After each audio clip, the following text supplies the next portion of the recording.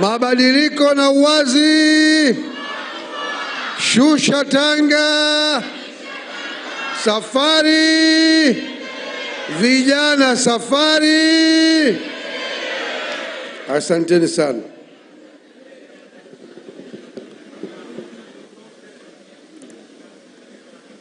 Ndugu mgeni rasmi wa maadhimisho haya ya siku ya kimataifa ya vijana, kiongozi wa chama ndugu Dorothy Semu, ndugu makamu mwenyekiti wa chama chetu upande wa Tanzania bara ndugu yangu Ishaka Mchinjita, mwenyekiti wa ngome ya vijana ACT Wazalendo Taifa ndugu Abdul Nondo ambaye ndiye mwenyeji wetu hapa, katibu mkuu wa chama, viongozi wengine wote wa chama na wa ngome na washiriki wa kongamano hili. Naomba nianze kwa kumshukuru Mwenyezi Mungu kwa kutujalia siku hii ya leo kuweza kukutana hapa tukiwa wazima na tukiwa na furaha tele. Tunamshukuru sana Mwenyezi Mungu kwa hilo. Pili, ni washukuru ngome ya vijana kwa kunialika na mimi kuja kujumuika na nyinyi katika shughuli hii. Naamini shughuli ya kuwashukuru nyinyi ataifanya mwenyeji wetu mwenyewe Nondo. Mimi nimeambiwa nitoe salamu, na najua kwa jinsi hali zilivyo ngumu, kila mmoja angependa tumalize mapema ili tukapate kuendelea na shughuli za kutafuta riziki baada ya serikali ya Chama cha Mapinduzi kutuweka katika hali ngumu sana kwa bakora za umaskini wa kutakiwa na CCM. Sasa ndugu zangu au vijana wangu, mimi nilikuwa na machache ya kuzungumza. Kuna mengine nimelazimika nitasema kwa sababu yameletwa maswali kwetu ACT Wazalendo kupitia wasilisho lilofanywa na ndugu Maduhu. La kwanza nilitaka kuambia nyinyi vijana katika salamu zangu kwamba taifa hili ni lenu, na maisha tunayoyazungumzia tunapodai katiba mpya ni maisha yenu zaidi kuliko sisi. Mimi wakati fulani nilikuwa kama nyinyi. Wakati wa mapambano ya kudai demokrasia ya vyama vingi nchi yameshika kasi. Vuguvugu lake lilianza kwa nguvu mwaka 1989. Mimi na miaka 18 na tayari nilikuwa mstari wa mbele wa mapambano.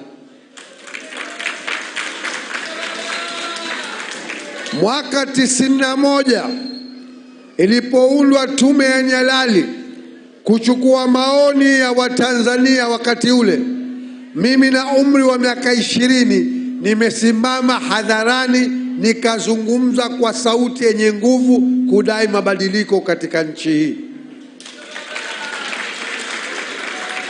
Na nikwambieni, ilikuwa ndio mara yangu ya mwanzo kuzungumza hadharani kwenye shughuli kama hizi. Tena wakati huo ni mwanafunzi wa kidato cha 6. Hoja yangu nini? Sisi tulipambania mabadiliko, ndio maana leo Tanzania kuna vyama vingi. Sasa safari ile haikukamilika. Leo mnapodai mabadiliko mengine kwa kutaka katiba mpya inayoendana na zama hizi, jukumu hili mnapaswa kulibeba nyinyi vijana. Na moja ambalo nataka kuwaomba vijana, sio wa ACT Wazalendo tu, vijana wa Tanzania wote, kataeni kuwa chawa. Nyinyi vijana wa ACT Wazalendo, nyinyi mnapaswa kutuchallenge sisi viongozi wenu wa ACT Wazalendo. Na vijana wa kila chama kingine, kazi ya vijana ni kuhakikisha chama chao, kama ni vijana wa chama, kinakuwa kina vuguvugu. Na vijana kazi yenu kuwapa challenge viongozi. Sisi wakati wetu tuliwapa challenge viongozi wetu.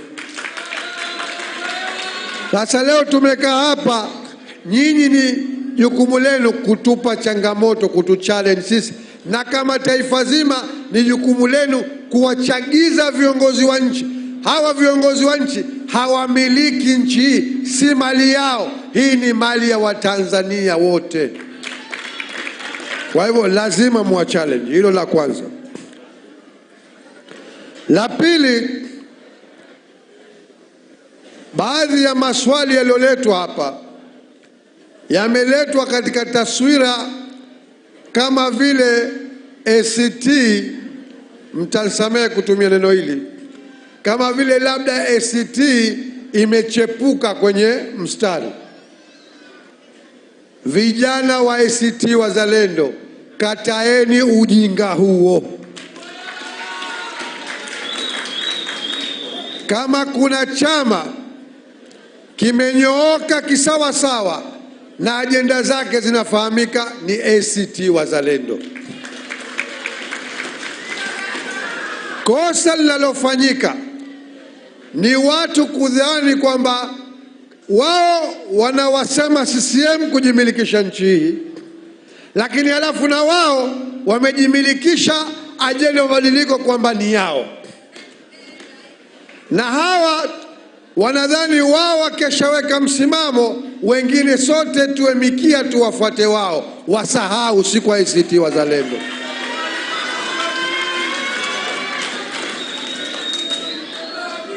Nchi hii ni ya vyama vingi. Tunaweza kuwa kuna mambo tunakubaliana, kwa mfano suala la katiba mpya, suala la kudai mageuzi ya msingi, tume huru za uchaguzi, uwajibikaji katika nchi, haki katika nchi. Lakini njia ya kuyafikia hayo si lazima kwamba sote tuwe na mtazamo mmoja. Ingawa niseme tunaweza kuwa na mtazamo mmoja, si lazima tuwe na mtazamo mmoja, lakini tunaweza kuwa na mtazamo mmoja. Lakini mtazamo huo mmoja, hawezi mmoja akajifungia akatoka nje akaweka msimamo akataka sote tufuate. Kama tunataka msimamo mmoja, maana yake tuitane sote, tujadiliane, tukubaliane huo mtazamo na njia ya kupita moja. Hapo itakuwa ndio njia yetu sote.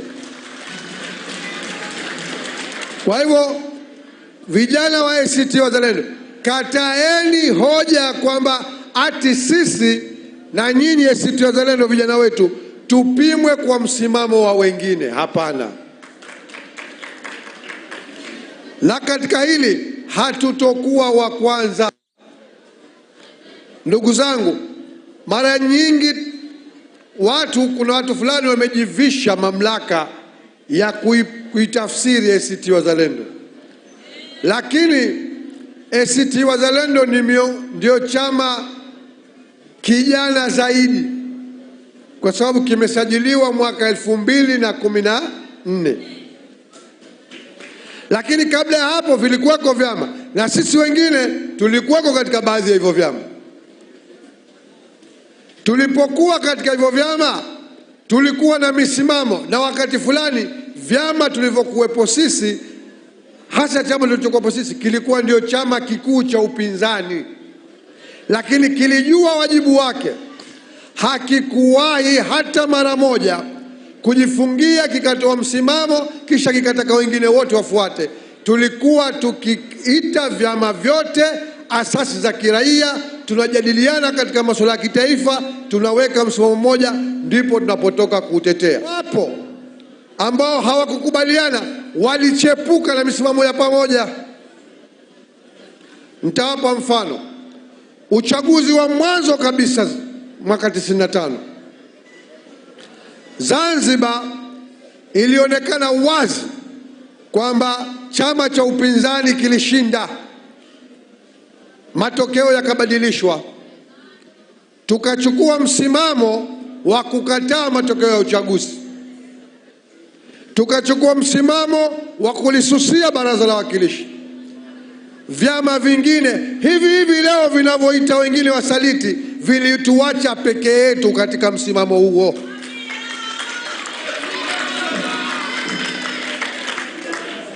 Mwaka 2000 tukenda katika uchaguzi mwingine, yakafanyika yaliyofanyika Zanzibar, tukaitisha maandamano 2001, tuliachiwa maandamano peke yetu. Hawa wanaoita leo wengine wasaliti hawakutoa hata kauli kuunga mkono maandamano tuliyoitisha.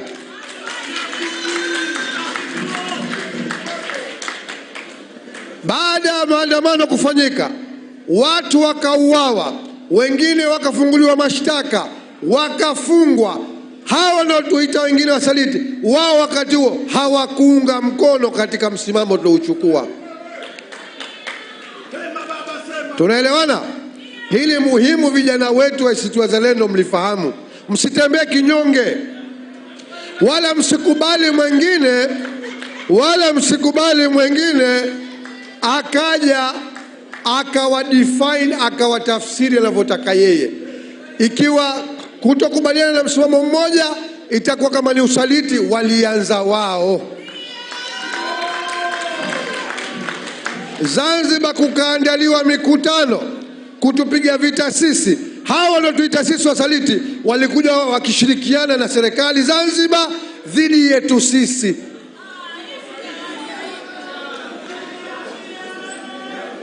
Hadithi refu tuifupishe kwa sababu ya muda. Hata 2015 tukiwa ndani ya Ukawa, Zanzibar uchaguzi ulifutwa baada ya kushinda, sisi tukiwa katika hicho chama tulichokuwepo. Ni sawa, siku ya kuzinduliwa bunge ilikuwa kupiga meza kwa nguvu sana kusapoti yaliyotokea, msimamo tulouchukua. Lakini baada ya pale, msimamo uliofuata tukaachiwa peke yetu. Sisi tulitangaza kwamba uchaguzi wa marudio hatutoshiriki na kwamba serikali iliyochaguliwa hatuikubali Zanzibar. Chama hicho kinachoita wengine wasaliti, kiongozi wake akaja Ikulu Zanzibar kwa kupitia mlango wa bunge, akashiriki kikao na rais ambaye kila mtu anajua sisi tulikuwa hatumuungi mkono. Kwa hivyo ndugu zangu, hoja yangu nini? Ikiwa kuna kipindi tulisusia bunge na baraza la wawakilishi, wao wakawa wanaendelea kushiriki vikao vya bunge. Sasa hoja, nataka nimalize nukta ya pili. Isiwe leo kwamba ati wengine kuwa na msimamo tofauti ikawa ati ni usaliti. Kama ni usaliti, wao wana rekodi ya usaliti kuliko mwingine yoyote katika nchi. Ikiwa kwenda kinyume na msimamo wa haki wa wengine, wao ndio walimu wa usaliti katika nchi hii. Hilo muhimu mlikamate vijana. Msikubali kuletewa unyonge kwa kuambiwa ati mfuate misimamo. Kama misimamo ya pamoja, lazima tukae pamoja, tuitengeneze kwa pamoja. Sio wewe ujifungie mlango uweke msimamo wako ukataka wengine wafuate. Sio sisi ACT Wazalendo. Naomba nimalizie nukta hiyo hapa. Nukta ya tatu, salamu ya tatu. Pamezungumzwa na hili muhimu sana, hasa huku upande wa bara kulifahamu. Hata hapa lilivyozungumzwa, bado unaona watu tena, wengine ungetegemea kwa taaluma na taasisi zao, ungetegemea wafanye utafiti, waelewe kwa kina kilichotokea Zanzibar. Na haya mambo ndugu zangu si siri. Baada ya kusaini tamko la pamoja Zanzibar, mwenyekiti wetu Mheshimiwa Othman Masoud Othman na mimi tulifanya ziara kote, tukazungumza na viongozi wetu, tena ikawekwa live mpaka leo, ukenda YouTube zipo, kufafanua makubaliano ya Zanzibar. Kuna mtu anasema kwamba nakatuhoji, tunamjibu sasa kwamba ati tumekubaliana kwenda kuanza mazungumzo. Hatujakubaliana kwenda kuanza mazungumzo sisi. Mazungumzo yanayokwenda kufanyika ni ya utekelezaji, lakini nukta 7 zimekubaliwa, na katika hizo 7 nukta 1 ina vitoto 10. Leo ikiwa bara kunazungumzwa katiba mpya, katika makubaliano ya Zanzibar ni pamoja na kuandika upya katiba ya Zanzibar. Ikiwa kunazungumzwa tume huru, katika makubaliano ya Zanzibar kunazungumzwa mageuzi ya mfumo wote wa uchaguzi, ikiwemo tume ya uchaguzi yenyewe.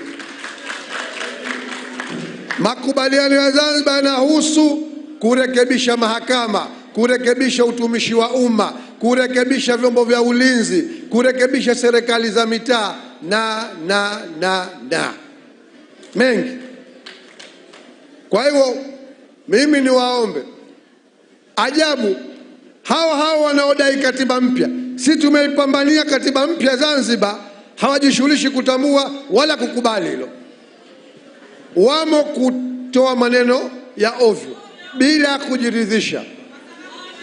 Kama ni safari ya kudai katiba mpya Jamhuri ya Muungano wa Tanzania, kama ni kupata tume mpya huru ya uchaguzi Tanzania, tayari ACT Wazalendo imeanza kwa kutandika barabara upande wa Zanzibar. Ndio maana nikasema msikubali kutembea kwa unyonge. Sasa ndugu zangu, nimalizie kwa nukta moja ya mwisho. Niwaombe mwenyekiti, hapa katika kuwasilishwa mada, sababu ndio kubwa lilotuleta hapa, pamezungumzwa mtandao wa tetezi wa haki za binadamu chini ya Onesmo amekuambia baadaye kama utawasomea, wamependekeza hatua 10. Amekuja Maduhu kazungumza mapendekezo kwa mtazamo wake, na katika hilo wakazungumza kwa kuwahoji kwamba je, serikali ya CCM iko tayari? Mimi niwaambie, sio serikali ya CCM, watawala wowote katika nchi yoyote duniani wanaonufaika na mfumo mbovu uliokuwepo hawawezi kukubali kubadilisha. Kwa hivyo wala si ajabu wala si kioja kwamba na Tanzania iko hivyo. Ni wajibu wetu sisi kuidai na kuipambania, na nakwambieni tukifanya kazi inayopaswa, na nyinyi vijana mko mstari wa mbele, CCM wataitema katiba mpya, itapatikana nchi hii. Sasa katika maazimio nilikuwa nasema, tukitegemea vyama vya siasa kwamba sisi, kwa sababu vyama vya siasa vinapigania jambo kubwa, kila mmoja kinapigania chenyewe kushika madaraka, maslahi ni makubwa sana, si rahisi kukubaliana. Huu mchakato hata wa kuidai serikali ya CCM itupe ramani, roadmap ya kupita kufikia katiba mpya, hatupaswi kuangoja mpaka watupe wao. Lakini pia ikiwa kile chama cha siasa kitakuja na mapendekezo yake, hatufiki. Hata Kenya kulikuwa na kitu kinaitwa ufungamano, chini ya Ufungamano House. Walioongoza process ile walikuwa viongozi wa kidini. Hata South Africa, Afrika Kusini, pamoja na kwamba Mandela ndiye aliyenegotiate na makaburu, tena wakati hawataki, hali ngumu,